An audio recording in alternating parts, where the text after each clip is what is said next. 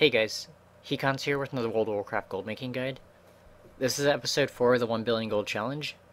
In the last episode we looked at using sites like the Endermine Journal to find potential flips. Today we're going to be taking a closer look at other tools and strategies that I use when flipping to make my millions. Before we get to that though, I had a couple of really amazing flips in the last few weeks that I wanted to share. So we're starting out today on the realm Kalthazat on NA. Many of you will know it as the home realm of Asmongold and Skits. I saved a couple of sales from the last 2 weeks to share with you guys. So the first item is one we talked about in the last episode, and that is the Diadem of the Highborn. I managed to sell another LFR version for 150 or 142.5 after the auction house cut. And as you guys can see from the TSM purchases data, which I'll throw up now, I only paid 12k all the way up to 65k for these. I've been able to flip these for between 150 for the LFR version and between 400 to 500 for the Heroic and Mythic versions. Next we have a sale on the Searing Scorchling Pet, and I managed to get 447.7k for it after the auction house cut. As you guys can see from the screenshot of my trade window on one of my other realms, I was able to get 2 of these as well as a Gucci Swarmling and 2 Sand Scarabs for 300k.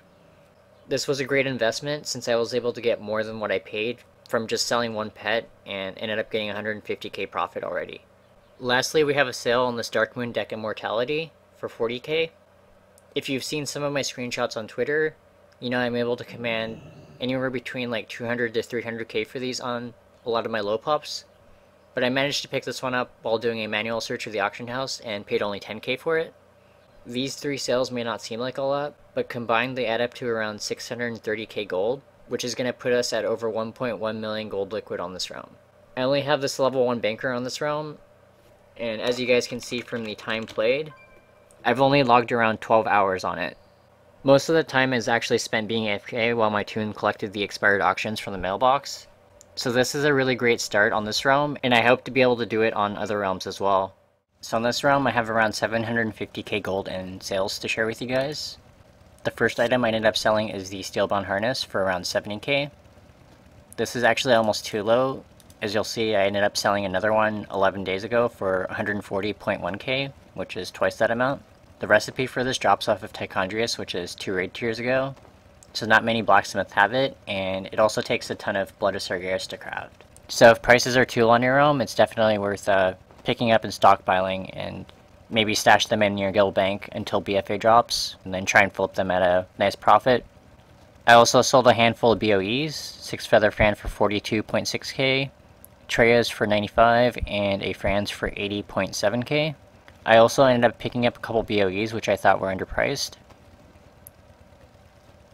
Next item that I sold is the Strazen Mark, which is one of the inscription relics for 71.2k, which is insane. I also sold a Shockinator, which is the engineering relic, for 24.7k. Still nice profit, but not as good as the Strazen Mark. And then these are some of the transmog pieces that I used the Endermine Journal to find. They were definitely underpriced, so I ended up buying them all out. Another 6 Feather Fan. Looks like I sold this one for 80.7k.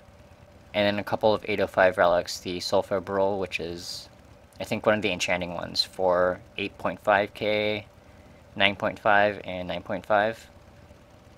And then lastly I ended up picking up the Sacrificial Robes. I paid under 500 gold for it, and this one actually ended up having a region market value average of 72k, so it's going to be a nice profit if we can sell it. And then lastly I ended up selling a Diadem of the Highborn on this realm as well for 118.7k. It's a little bit lower than I like to sell them for, but I think someone undercut me and ended up undercutting them. So I ended up selling for a little bit lower than I'm used to.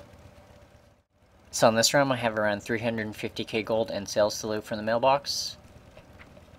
As you guys can see, I ended up selling a pair of the Nat Piggle books, which Ret Paladins need for their hidden artifact appearance, for 19k and 13.8k. I also bought a couple of BOEs, which I thought were underpriced, and sold a few as well. I got 80.7k for the Bows of the Archdruid, which is the leather shoulders, and then around 40k for the Aetherins, which is the plate chest.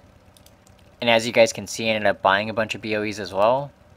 They were extremely underpriced on this realm, and I thought they would be a really good investment, so I ended up buying up a bunch. Bought a couple today, and then looks like about 10 of them last week. No, it was like 5 days ago, so it would have been earlier this week. I think this is actually over the weekend, so yeah. I also ended up selling a diadem on this realm exactly 2 weeks ago for 190k. These are selling really well on all of my realms, so it's definitely been a really great investment. I'm buying these up for, I think, anywhere between, I think my lowest was like 5k purchase price. Highest I paid, I think, was like 70 or 80k for the mythic versions. But it's definitely worth it if you can flip even the LFR versions for between like 100 to 150k on most realms. It's like 100k profit per diadem, so it's been an awesome ride. So in this realm, I only have 3 sales to share with you guys. I ended up selling another diadem of the Highborn here for 190k after the auction house cut. I also sold a vintage Sasquatch cinch, which is the male belt, I believe, from Tomb Sargeras. It's one of the 110 BOEs, and ended up getting 61.7k. So when Antorus dropped, a lot of people were dropping these on the auction house for really cheap, so I ended up investing in a bunch, and I'm getting anywhere from 50 to 100k for them, so definitely a nice investment. If you can find them for probably like under 5k and you're able to flip it for 50k, it's a tenfold return and definitely a pretty easy way to make gold. I also sold the Bluegill Breeches, which is a transmog piece, for 100k. 97.4k after the auction house cut. This is one of the ones I ended up getting for, I think, around 500 gold, and actually own like 2 or 3 pairs across NA. It's one of the no longer obtainable items. It's a pretty popular transmog piece, so it sells for a ton. I probably should have gotten a lot more than 100k for it, but as I said, I ended up paying, I think it was a little under 500 gold for it, so it's a nice 97k profit on a 500 gold item. So in this round I have around 400k gold to loot. The first sale was the Battered Hilt, which I ended up getting 77k gold for. I usually try and pick these up on the black market auction house for between 25 to 50k, so it's a nice profit. However, my normal price, I believe, on TSM is around 150k, so this is only half of what I usually try and get. But nice profit nonetheless. I also sold a Schematic Snowmaster 9000, which I believe is one of the engineering recipes that you can get during Winter's Veil. And people usually throw these up during the holidays for really cheap, so I usually try and stock up on those and flip them throughout the year. It looks like I also ended up picking up a couple of transmog pieces on this realm. I believe these were more under my journal finds. And a couple of Flawless Battlestones, which I paid 3k for. I've gotten as much as 50k for these, so if I can find the right buyers, it's going to be a nice profit. And then I also sold a couple of BOEs, the Cloak of Martel Ocean Strider for 118.7k. Telbees, which is one of the cloth pieces, for 71.2k. And Serenes, which is also another cloth piece, for 90.2k. So lastly, we're on the realm Thrall US, and we're going to be taking a look at one of my purchases and using a few tools to assess whether or not it was a worthwhile pickup. Just last week, I was able to buy this Ruthless Shiv on this realm for only 89 gold. Shout out to Oak in the WoW Economy Discord for the heads up on this item. As you guys can see from the Undermine Journal page for this item, there were only 6 total listed across all NA realms when I picked it up. If this number is low, it's generally a good indicator that it's a no longer obtainable item, or an extreme low chance to drop, like one of the rare items from Uldaman.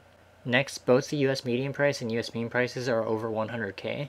Sometimes with rare items like this, the prices can be manipulated to have high mean or average prices by one or a few of the sellers listing at cap. However, it's a lot harder to manipulate the median price unless you own multiples of that particular item in that region. Lastly, if you want to know whether a buyer would want the item, I would advise you to click on the item name right under the Enter My Journal logo. This will take you to the Wowhead page for that particular item ID. From there you can look at things like the Shared Transmog tab to see if that item is a unique appearance, or if it shares one with another cheaper and still obtainable item.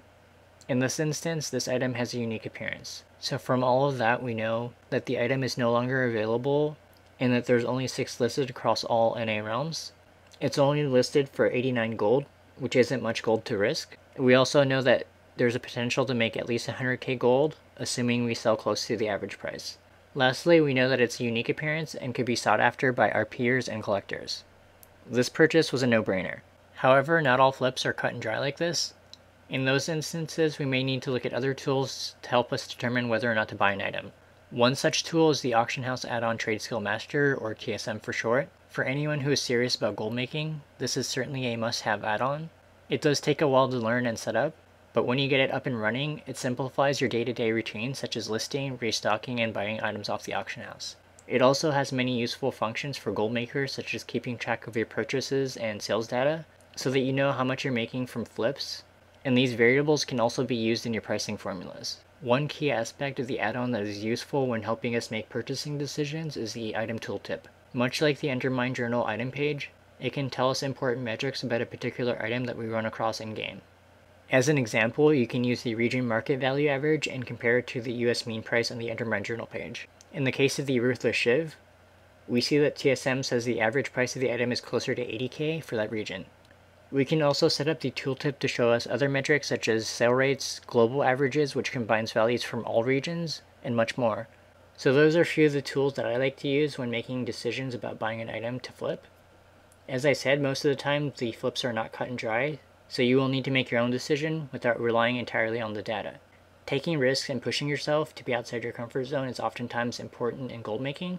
In the next episode of the 1 billion gold challenge, I'll be sharing my biggest gold making mistake in Legion, which cost me nearly 2 million gold. That may seem like a huge loss to most, but it's perfectly acceptable to me, as losing gold sometimes is a part of gold making. Anyways, thanks a lot for watching, and as always, a huge shout out to my supporters on Patreon. Hope you guys all have a great week, and happy gold making. See you all in the next video. Late.